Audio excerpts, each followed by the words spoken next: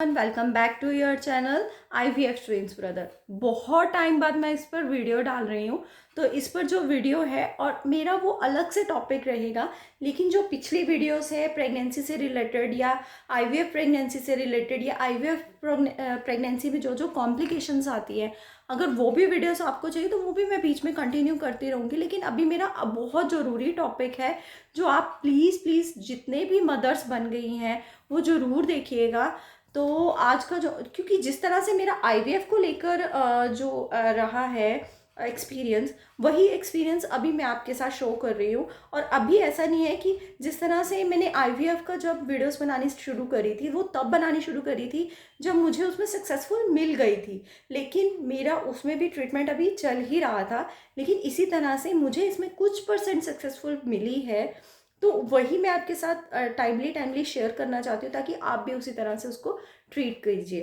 तो देखिए आजकल बहुत सा चल रहा है। देखिए पहले कुछ जो पर्सन्स होते हैं ना उनकी लाइफ में स्ट्रगल चलता रहता है, जैसे अब मेरी लाइफ है।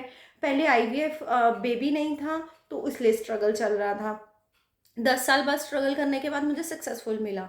तो इसी तरह से अब मेरे दोनों बच्चे हो गए। आप सोच रहे थे कि मैं वीडियोस नहीं डाल रही हूँ, तो उसका रीज़न क्या था कि जो राम है और शाम है वो दोनों बोलते नहीं थे। मतलब स्टार्टिंग से लेकर मुझे उनकी टेंशन रहती थी कि वो अभी चलना क्यों नहीं सीखे हैं, वो अभी बोलना क्यों नहीं सीखे हैं, वो अभी ये क्यों नहीं कर रहे हैं, अभी वो क्यों नहीं कर रहे हैं। और ये मेरे साथ नहीं है, सभी मदर्स के साथ प्रॉब्लम होती है।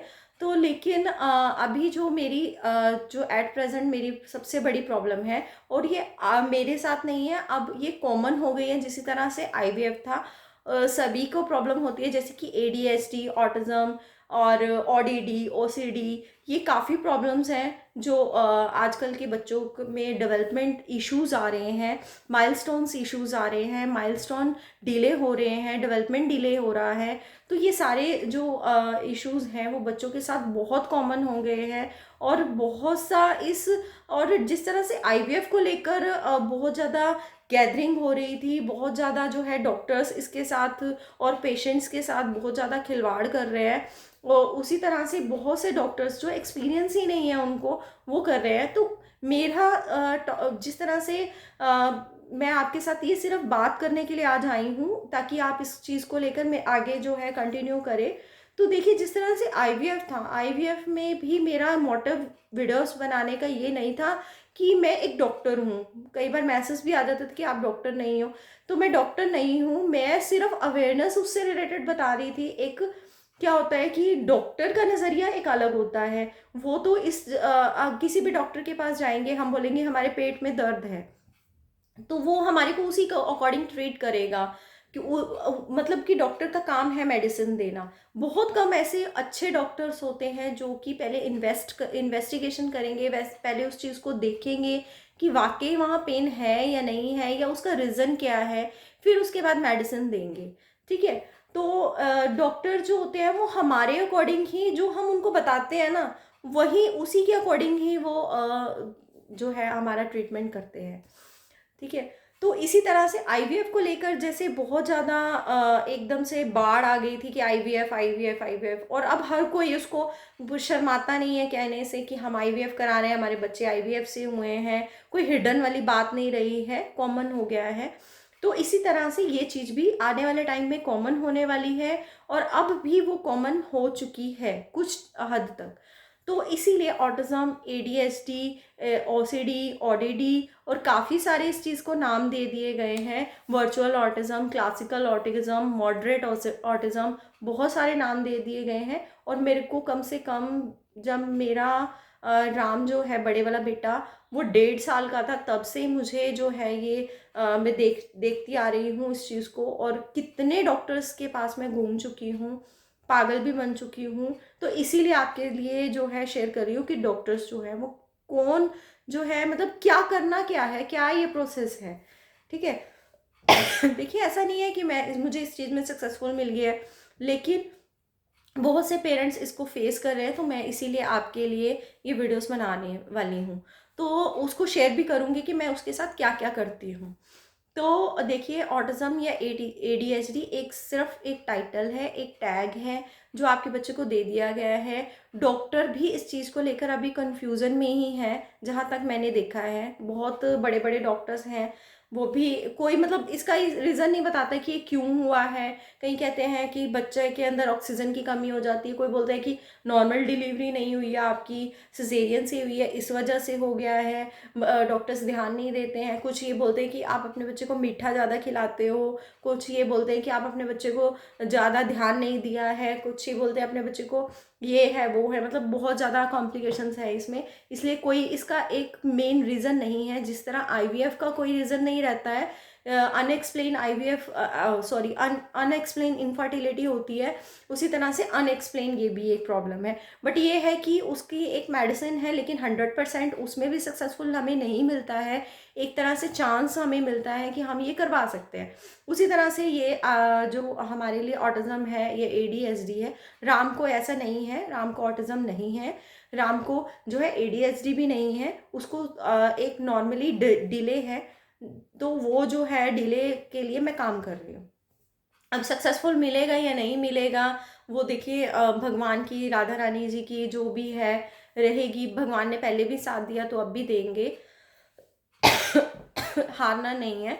तो देखिए आपको क्या करना है कि सबसे पहले तो अपने बच्चे के लिए देखिए, अब टीवी से ये होता है या नहीं, मैंने बहुत से लोगों से पूछा कि हमारे बच्चे टीवी भी देखते थे लेकिन सब कुछ कर रहे हैं। लेकिन उसका भी मैंने ये कंक्लूजन निकाला है कि जो टीवी देखते हैं बच्चे, उनमें क्या डिफरेंस है कि जो बच्चे टीवी देखते हैं, पेरेंट्स बोलते हैं कि हमारा बच्चा तो सारा दिन टीवी देखता है, हमारा बच्चा तो सारा दिन मोबाइल चलाता है, लेकिन वो तो बोला है उसके अंदर कोई डिले नहीं है। लेकिन हम टीवी देखते हैं, हमारा बच्चा टीवी देखता है लेकिन उसके अंदर डिले है, या ऑटिज्म है, या एडीएचडी है। तो ये क्या डिफरेंस है दोनों में, ये भी मैंने थोड़ा सा इसके बारे में किया है, अपने ऊपर एक्सपेरिमेंट, अपने बच्चे के ऊपर एक्सपेरिमेंट और नॉलेज से। ठीक है, तो ये सारा मैं आपके साथ शेयर करूँगी। तो इसमें बिल्कुल घबराना नहीं है कि डॉक्टर ने आपको कुछ भी डायग्नोस किया है, कुछ भी, एनीथिंग, एनी कोई भी एनी डिजीजेज है जो आपको डॉक्टर ने, पहली बात तो ये डिजीजेज नहीं है, ये कोई मेडिसिन से ठीक होने वाली चीज़ नहीं है। मेडिसिन भी इसमें दी जाती हैं, वो क्यों दी जाती है, किस लिए दी जाती हैं, वो भी अलग है रीज़न। ठीक है, तो इसमें कुछ ऐसा घबराने वाली बात नहीं है कि आपके बच्चे को ये टैग दे दिया गया है, ये एक टैग है। और बिल्कुल इसमें अपने बच्चे को ये मान के नहीं चलना है कि मेरे बच्चे को ये ही है। ठीक है, 100% कोई भी डॉक्टर इसको नहीं बताया, मैं पीजीआई के भी चक्कर काट आई हूँ इस चीज़ के लिए। ठीक है, तो अगर आपको इससे रिलेटेड वीडियोस चाहिए तो वो मैं आपके साथ शेयर करूँगी कि अगर आपके बच्चे के अंदर अंडरस्टैंडिंग की प्रॉब्लम है, स्पीच डिले है, अगर वो बोल नहीं रहा है, तो उसकी बस आपको 3 चीज़ों पे फोकस करना है। ठीक है, वो अपने बच्चे पर ध्यान देना है। और हाँ, मैं लास्ट में ये वीडियो में, अभी मैं आज सिर्फ इतना आपके साथ बात करने के लिए आई हूँ, और लास्ट में मैं आपको सिर्फ इतना बताना चाहूँगी कि आप जो है अपने बच्चे को टीवी और मोबाइल मत दीजिए बिल्कुल भी। जो मैंने मिस्टेक करी है, मेरी मजबूरी थी, लेकिन आप मत दीजिए। अपने बच्चे को मोबाइल या टीवी मत दीजिए, बिल्कुल भी नहीं देना है अपने बच्चे को 3 साल तक। और जो है जितना हो सके उसके साथ घूमिए, उसके साथ टाइम स्पेंड कीजिए। अपने घर के काम छोड़ के अगर आपको करना पड़ रहा है, अगर आपकी जॉब है वो छोड़ के अगर आपको अपने बच्चे के ऊपर ध्यान देना पड़ रहा है, तो बिल्कुल आपको करना पड़ेगा। आपको जॉब भी छोड़नी पड़ेगी, आपको अपना काम भी छोड़ना पड़ेगा, चाहे वो हस्बैंड है, वाइफ है।